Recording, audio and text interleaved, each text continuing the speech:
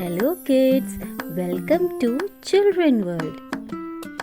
Today we are going to learn about farm or domestic animals.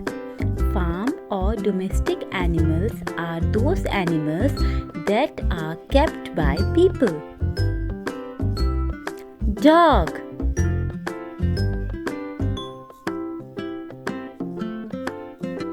horse,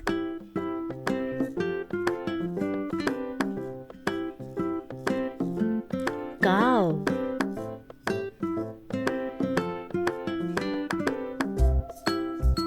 sheep,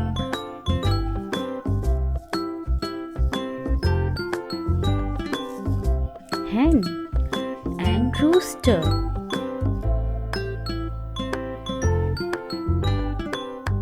goat,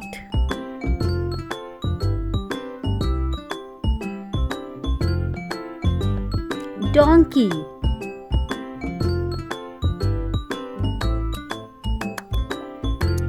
cat,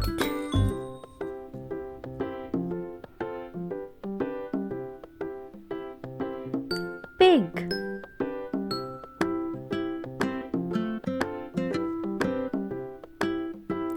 duck and goose.